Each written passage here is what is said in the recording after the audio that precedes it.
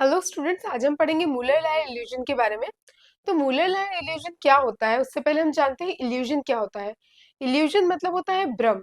मतलब जो मैजिशियन होते हैं वो जब आपको मैजिक दिखाते हैं तो वो एक्चुअल में मैजिक नहीं होता है, बल्कि वो एक इल्यूजन क्रिएट करते हैं जिससे आपको ऐसा लगता है कि मैजिक हो रहा है। तो उसी चीज को आज हम समझने वाले हैं कि इल्यूजन किस तरह से क्रिएट होते हैं। तो इससे पहले कि हम इल्यूजन को समझे, हम भी एक छोटा सा मैजिक देखते हैं। जैसे कि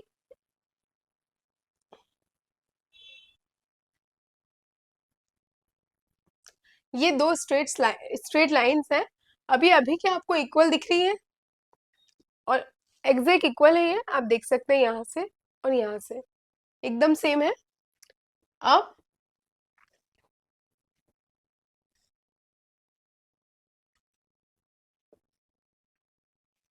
अभी भी आप सिर्फ इन लाइंस को ही देखिए, एरो को मत देखिए, सिर्फ लाइंस पे ध्यान दीजिए। पर अब आपको इन लाइंस की जो लेंथ है वो चेंज लग रही होगी। आपको ये छोटी और ये बड़ी लग रही होगी। तो इसी को हम कहते हैं इल्यूजन, और यही है हमारा मूलर लायर इल्यूजन का एक्सपेरिमेंट। इसी तरह से आपको मूलर लायर एक्सपेरिमेंट करना है। अब आपको इसमें सबसे पहले ये तो समझ में आ गया कि इल्यूजन किस तरह से होता है। सिर्फ एरो, ये जो ये लाइन है इसे हम कहते हैं एरो हेडेड लाइन, इसे हम कहते हैं फेदर हेडेड लाइन। तो सिर्फ एरो का डायरेक्शन चेंज होने से आपको लाइन की जो लेंथ है उसमें काफी डिफरेंस नजर आ रहा होगा, जबकि डिफरेंस नहीं है। तो इस इल्यूजन के एक्सपेरिमेंट को अब हम पार्टिसिपेंट पे सब्जेक्ट पे करेंगे। तो सबसे पहले हम देखते हैं मुलर लायर का जो अपरेटस है वो आपको दिखता कैसा है। तो मुलर लायर का अपरेटस इस तरह से दिखता है जैसा आप इस इमेज में देख सकते हैं। अब हम ये जानते हैं कि इसको हम एक्सपेरिमेंट में किस तरह से करते हैं। तो इसे एक्सपेरिमेंट में करने के लिए ये आपके पास है अपरेटस, जैसे आपको यहाँ पे इमेज भी नजर आ रही होगी। इस अपरेटस के साथ एक्चुअल जो एक्सपेरिमेंट है वो मैं आपको आगे अच्छे से बताऊंगी करके, अभी आप इसे बोर्ड पे समझ लीजिए। तो इस अपरेटस पे आपको सबसे पहले पार्टिसिपेंट को क्या इंस्ट्रक्शन देने हैं। किसी भी एक्सपेरिमेंट का जब स्टार्ट होता है तो उसके लिए सबसे पहली स्टेप होती है कि आप पार्टिसिपेंट को लाते हैं, उसके साथ रिपोर्ट फॉर्मेशन करते हैं, और उसके बाद आप उससे इंस्ट्रक्शंस देते हैं कि उसे क्या करना है। तो आपको आपके पार्टिसिपेंट को, आपके सब्जेक्ट को सिर्फ ये इंस्ट्रक्शन देने हैं कि ये मूवेबल होता है। आपको इस लाइन को, इस एरो को तब तक अंदर की तरफ मूव करना है जब तक आपको ये दोनों इक्वल ना नजर आए। जैसे ही आपको लगता है दोनों इक्वल है वैसे ही आपको रुक जाना है। दूसरा इंस्ट्रक्शन जो आपको आपके सब्जेक्ट को देना है कि उसे बोलना है कि इसे वो बहुत स्लोली मूव करे, फास्ट मूव ना करे, क्योंकि आप उसे अंदर ले जाने के बाद बाहर ना ले जाए। ये आपको सब्जेक्ट को स्पेशल कहना है। इसे स्लोली अंदर लाए, और जैसे ही उसे लगे कि दोनों इक्वल हो गए हैं वैसे ही वो उसे मूव करना रोक दे। बस इतना ही इंस्ट्रक्शन आपको सब्जेक्ट को देना है कि उसे इसे मूव करना है। और फिर आपको नेक्स्ट राउंड में, मतलब हम 5 टाइम्स इसे इन करेंगे, 5 टाइम्स आउट। तो जब आउट करेंगे तो इसे अंदर की साइड रखेंगे। तो इसे उस टाइम आपको सब्जेक्ट को इंस्ट्रक्शन देना है कि आप इसे बाहर की तरफ ले जाएं, और सेम इंस्ट्रक्शन रहेगा कि स्लो ले जाएं, फास्ट नहीं ले जाना है, और वापस अंदर की तरफ नहीं लाना है। अब तक हमने ये बात की कि हमें सब्जेक्ट को क्या इंस्ट्रक्शन देने हैं। अब हम ये बात करते हैं कि हमें क्या करना है। तो जो एक्सपेरिमेंटर है उसे क्या करना है कि जब सब्जेक्ट इसे मूव करेगा तो इस इन एरोज के पीछे, इस लाइन के पीछे एक स्केल है। तो पीछे इस तरह से वो जहां भी सेंटीमीटर्स पे है वो सेंटीमीटर आपको नोट करने हैं। ये आपकी कॉपी का इस तरह से फॉर्मेट रहेगा जिसमें आपको लिखना है left right right left. Left right is counter balancing, जो हम बेसिक्स ऑफ साइकोफिजिक्स के वीडियो में अच्छे से समझेंगे। और काउंटर बैलेंसिंग हम क्यों करते हैं, ताकि फटीग और प्रैक्टिस इफेक्ट ना आए। इसे डीप में समझने के लिए आप बेसिक ऑफ साइकोफिजिक्स का वीडियो जरूर देखें। अब हम इसे करते हैं सबसे पहले लेफ्ट साइड से। किसके लेफ्ट साइड से? पार्टिसिपेंट के लेफ्ट साइड से। मतलब आपका राइट होगा, पर पार्टिसिपेंट जिसे ये अपरेटस दिख रहा है, ये एरोस दिख रहे हैं, उसका लेफ्ट साइड। उसके लेफ्ट हैंड पर आप रखेंगे बाहर की तरफ इसे, और बाहर से आप उसे कहेंगे अंदर की तरफ ले जाने के लिए। तो ये है हमारा इन। तो हमें पार्टिसिपेंट को कहना है कि उसे से सबसे पहले इन से अंदर की तरफ ले जाना है। यहाँ पे आप बाहर की तरफ इसे रखेंगे एरो को, और उसे इससे अंदर की तरफ मूव करना है। और कब तक मूव करना है? जब तक उसे ये लाइन और ये लाइन इक्वल ना नजर आए। बाहर से अंदर की तरफ ले जाएगा तो वो कौन सा होगा, इन। इन में आपको सेंटीमीटर्स नोट करने हैं। सेंटीमीटर्स ये पूरा आपको स्टेप करना है 5 टाइम्स।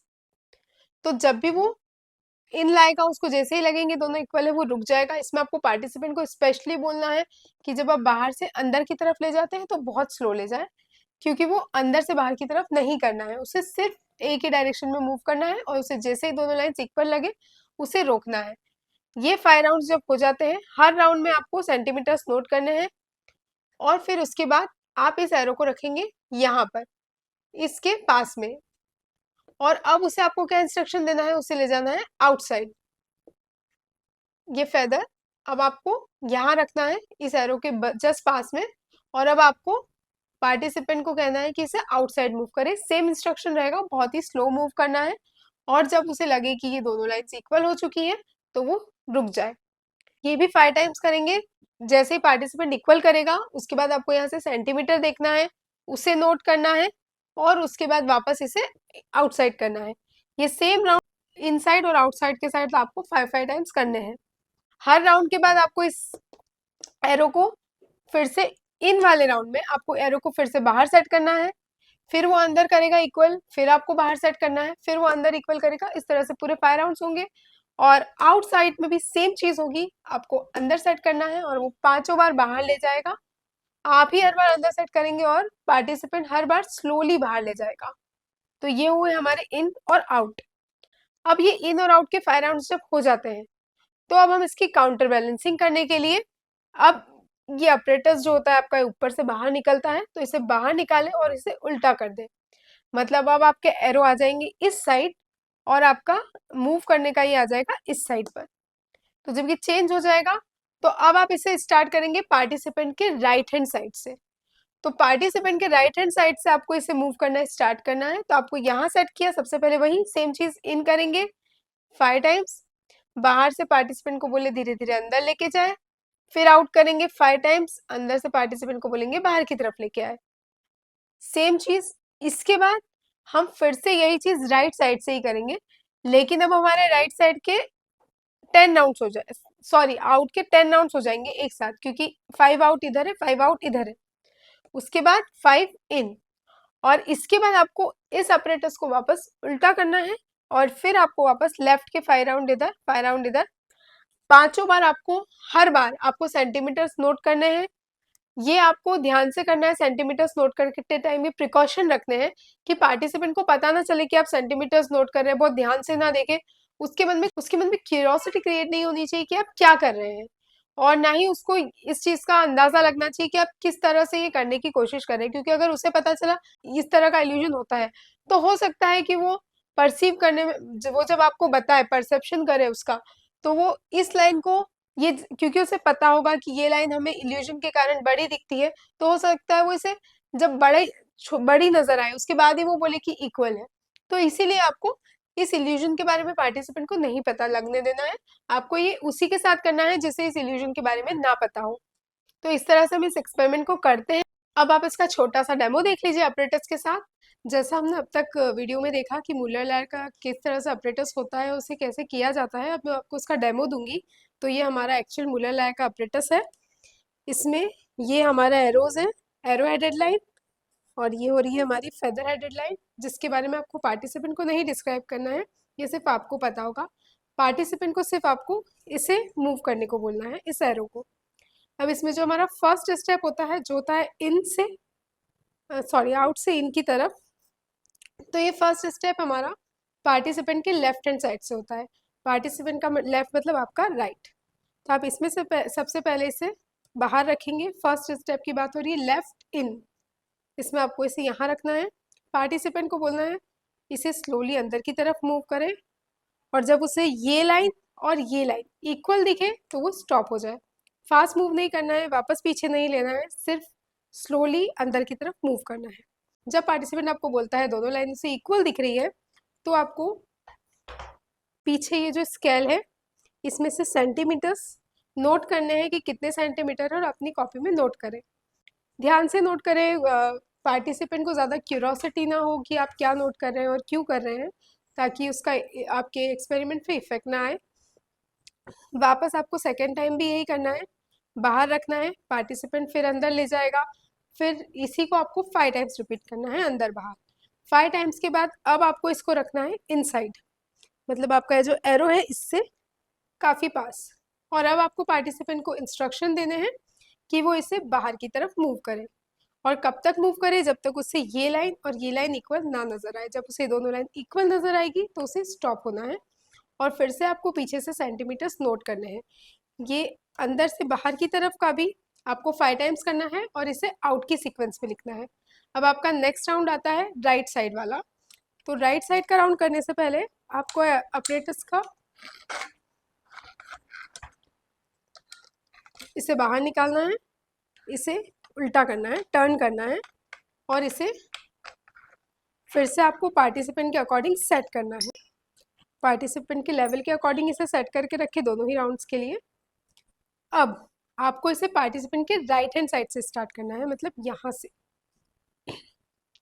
इसमें भी इन सेम होगा, आपको बाहर रखना है, सेम इंस्ट्रक्शंस, पार्टिसिपेंट को बोलना है स्लोली अंदर की साइड ले जाए 5 टाइम्स। और फिर 5 राउंड्स के बाद इन रखना है, पार्टिसिपेंट के लिए सेम इंस्ट्रक्शन कि स्लोली बाहर की तरफ ले जाए। हर बार आपको पीछे से सेंटीमीटर्स नोट डाउन करने हैं और इसे आपको पूरा 40 टाइम्स रिपीट करना है, जब तक जो मैंने आपको चार्ट बताया है बोर्ड पर वो चार्ट आपका फिल होता है और उस सीक्वेंस में फिल होता है। उसके बाद हम इसकी कैलकुलेशंस करेंगे। ये तो था कि हम एक्सपेरिमेंट को किस तरह से करते हैं। अब आती है इसकी कैलकुलेशंस, तो जिसके बारे में हम नेक्स्ट वीडियो में बात करेंगे कि किस तरह से मूलर लायर की कैलकुलेशंस की जाती है और इससे हम क्या कैलकुलेट करते हैं। मूलर लायर इल्यूजन की टोटल ये जो लाइन होती है, एरो हेडेड लाइन, ये हमारी होती है 16 सेंटीमीटर की। एरो हेडेड लाइन 16 सेंटीमीटर होती है, पर मोस्टली ये जो हमारे पार्टिसिपेंट्स हैं उनको 13, 14, 12 और किसी किसी को तो 11 सेंटीमीटर्स तक भी लगती है। तो ये आपके जो इसके अराउंड ही आएंगे जितने भी आंसर्स आएंगे, या कई बार 10, 9 इतने भी आ सकते हैं। इट डिपेंड्स कि पार्टिसिपेंट को कितना इल्यूजन हो रहा है। लेकिन अगर पार्टिसिपेंट 16 या उससे प्लस में आंसर दे रहा है, मतलब या तो वो ध्यान से एक्सपेरिमेंट नहीं कर रहा है, क्योंकि ये जो इल्यूजन है ये यूनिवर्सल है, ये सभी को होता है। अगर उसे नहीं हो रहा है तो या तो उसकी आंख में कोई मिस्टेक हो सकती है या माइंड में कोई मिस्टेक हो सकती है, या फिर वो इस इल्यूजन को अच्छे से नहीं कर रहा है, या फिर उसे इस एक्सपेरिमेंट के बारे में पहले से ही पता है। तो इन चीजों का आप ध्यान रखें कि आंसर 16 या फिर 16 प्लस नहीं आना चाहिए। जब आप ये एक्सपेरिमेंट कर रहे हैं अपनी प्रैक्टिकल फाइल के लिए स्पेशली, तो आपका आंसर 16 से नीचे ही आना चाहिए। तो 16 के डिफरेंस में जो भी आंसर आएगा उसका हम कैलकुलेशन करने के बाद हमें इससे ये पता चलेगा कि हमारे पार्टिसिपेंट को कितना इल्यूजन हुआ है। तो ये था हमारा आज का वीडियो। इसमें हमने देखा है कि मूलर लायर एक्सपेरिमेंट किस तरह से करते हैं, वो क्या होता है, और उसे आप उसका एक्सपेरिमेंट आप किस तरह से कर सकते हैं। हम इस एक्सपेरिमेंट को बोर्ड पे और लाइव दोनों तरह से समझ चुके हैं। आई होप आपको ये एक्सपेरिमेंट अच्छे से समझ आया होगा। और फिर भी अगर आपको कोई भी डाउट है तो मुझे कमेंट में लिख के जरूर बताएं। Thank you.